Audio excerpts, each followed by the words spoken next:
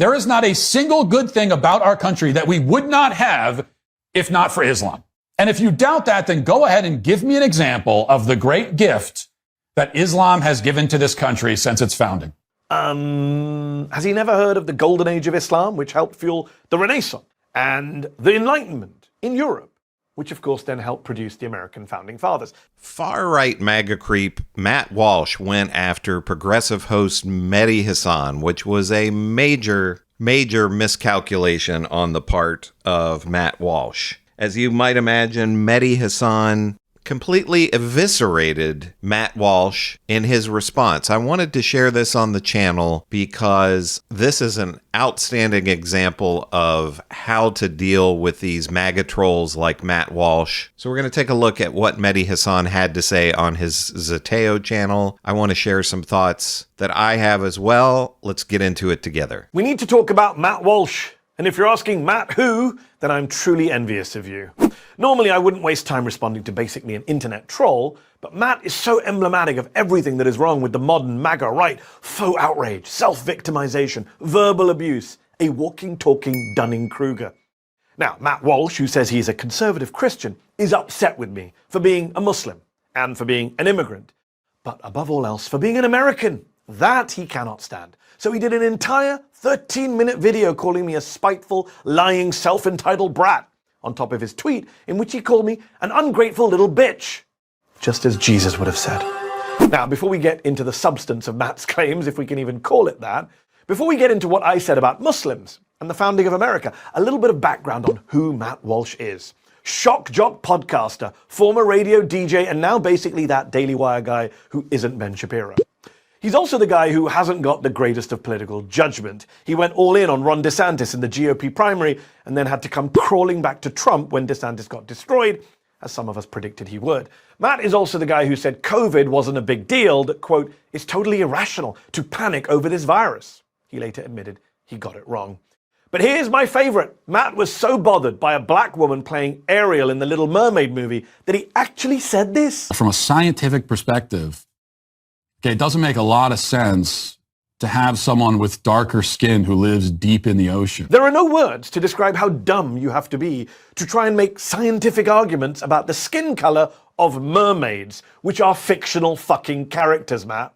This is the guy who millions on the right turn to for intellectual guidance, historical analysis, and thought leadership. Then you wonder why this country is so screwed. By the way, just quickly, consistency isn't really his thing either. In May of this year, he said identifying as a girl dad is super cringe and corny. In 2020, though, he said being a girl dad is a great blessing. He constantly complains about political violence and death threats when they're aimed at him, but he's happy to dish it out to the people he doesn't like. He's called for the mayor of Chicago, a black man, to be executed. He's called for Jimmy Kimmel, a comedian, to be arrested. He once said this, too. But it is, in fact, true that you have to make people hurt. And I'm sorry, but holding signs and yelling loudly will not make anyone hurt. You have to make people hurt. Now, what's really bothering him about me is that I said in a recent visit to Dearborn, I think that if you can play church bells, you can pray the call to prayer. Isn't it okay for Muslim Americans to broadcast a call to prayer? I mean, let me add right now, within reason, of course, and in accordance with all local sound and noise ordinances. But Matt went nuts and said Christianity built this country. Islam did not at all in even the slightest way.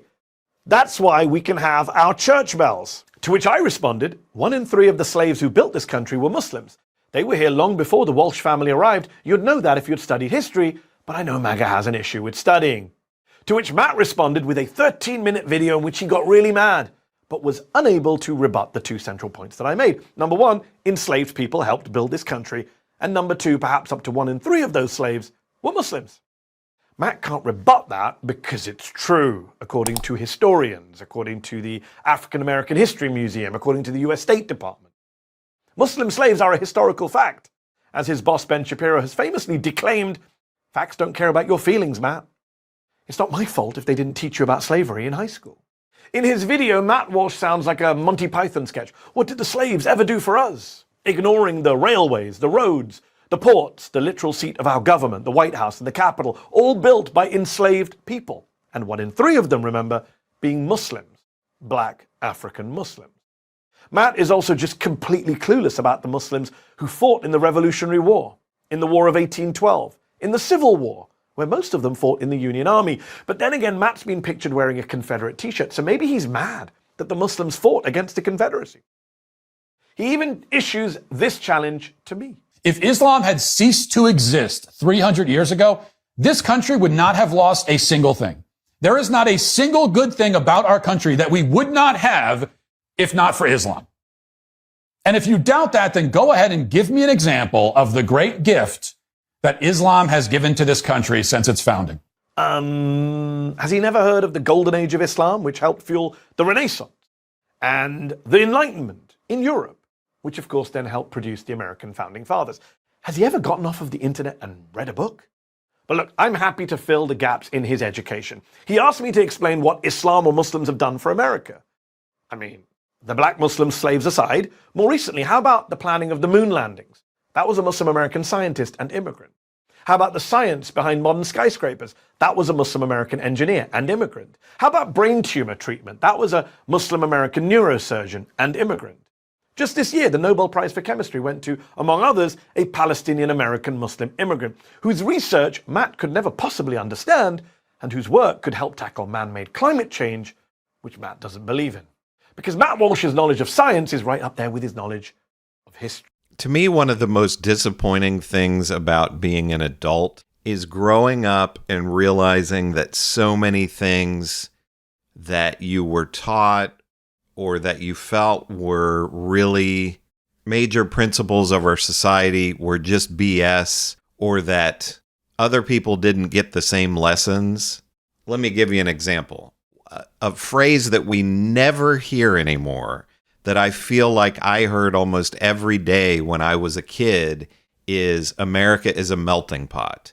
And, you know, if you haven't heard that phrase before, it was this: we're all these people from all these different cultures that come together that make this unique country of the United States. And that was always presented as a good thing. That was not, oh, immigration is bad and everybody has to be white and all of that. The melting pot was what was supposed to make us strong and unique. And I grew up, you know, that was in cartoons and things. Let me know in the comments if you remember this, the idea of America as a melting pot in a positive way. And I don't remember the last time I heard any kind of a political figure or a commentator or anyone else say America is a melting pot, and that's a good thing. And I get to be an adult and realize, oh, tons of other people either didn't hear that, or they heard that and they thought, I don't agree with that, because now we have just these total cretins like Matt Walsh who go against all of that. They don't want a melting pot. They want everybody to be straight and white. Of course, are they straight? That's always the thing that, you know, you watch these guys like Matt Walsh with their flannel shirts and their fireplace in the background and the fish over the mantelpiece. And, you know, he and his friends like Ben Shapiro love to get together and they smoke cigars and they drink whiskey or whatever they drink to show how manly they are, right? Which always seems like overcompensating. But at any rate, you grow up and then you realize, oh, there are millions and millions and millions of people who listen to these creeps like Matt Walsh and parrot what guys like Matt Walsh and these other far-right wingers say, and they never got the message about the melting pot. And Mehdi Hasan, like I said at the top of this video, is not somebody that you want to go after, especially for a guy like Matt Walsh, who he's trolling. You wonder how much of this is just an act, if he's really this dumb. But, you know, when he's talking about things like the skin color of the Little Mermaid and is talking about that from a scientific standpoint. So what does he do? The guy who can't rebut basic facts. He attacks me. He goes after me for a speech I gave nearly 2 decades ago, which I said awful, dumb, bigoted things about the gay community, about non-Muslims, which I've regretted, disowned, apologized for multiple times over the decade. He thinks it's a gotcha. But here's the problem for Matt.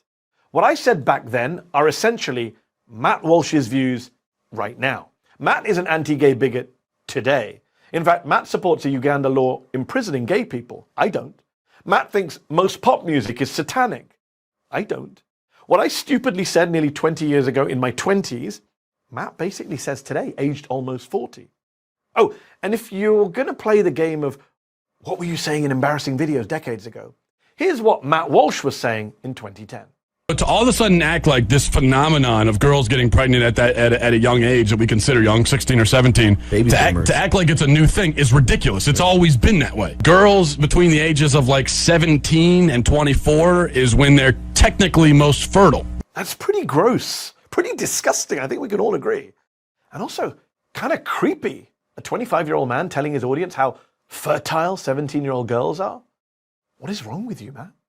I mean, it's also ironic that the right are obsessed with smearing Muslims as child molesters and saying Islam supports child marriage, and yet here is Matt on tape saying that about 17-year-old girls, about children.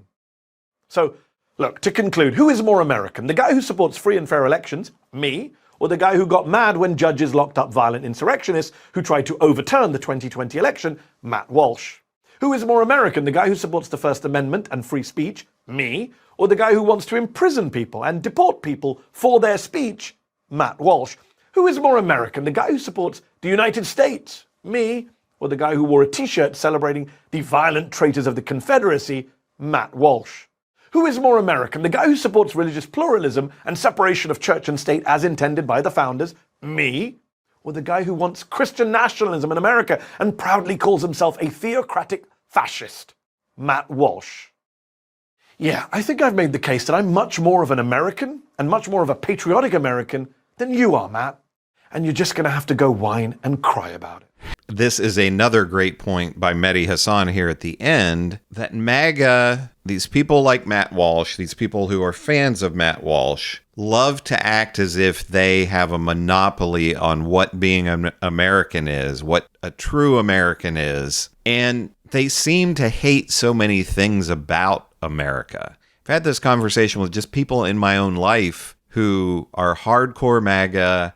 And it's, if you ever talk about, well, we should have Medicare for all, or we should try to do this thing that another country does well. And their response is always, instead of, hey, let's improve our own country, it's always like, if you like that so much, just move there. And I've had conversations with these people that I know, and I've said, you're the super patriot. You're the most American person in your mind that's ever existed, but you hate so many of the people in America. So I don't really understand what it is that you claim to love so much. They don't like immigrants. They don't like anybody that's a different color than them. They don't like anybody who's a different religion from them. They don't like anybody who has a different sexual preference from them. They don't like young people, all these millennials, all these Gen Z, they don't like any of our pop culture. So what is it that they love so much about the culture? Well, they love that's where Make America Great Again comes into place. They love some mythical belief that they have of the country from the 50s or the 1850s or whenever that never really existed. If they had been around then, I say this all the time, that if MAGA had been around in the 1700s, they would have been saying, look at these terrorists throwing their tea in the harbor. Why are they against the king? Ultimately, it comes down to they're just authoritarians. They don't really love any of the things that are good about the United States, like what I brought up about the melting pot. And when Mehdi Hasan points out how he actually is more American and actually believes more in the values of America that I grew up believing in, and probably you, if you're a similar age, grew up believing, all these good things about the United States. And Matt Walsh and these other MAGA far-right creeps want to take the United States back to a time when things were worse. But let me know what you think about all of this. First of all, how do you feel about Matt Walsh going after Mehdi Hasan and then Mehdi Hasan responding? I'd love to see a debate between the two. I don't know if Mehdi Hasan would actually stoop to that level, but man, Mehdi Hasan would just annihilate Matt Walsh. But let me know what you think about what Matt Walsh had to say. Let me know what you think about Mehdi Hasan's response. Make sure to give me a like and subscribe. I am Chris on Culture, and I'll see you in the next video.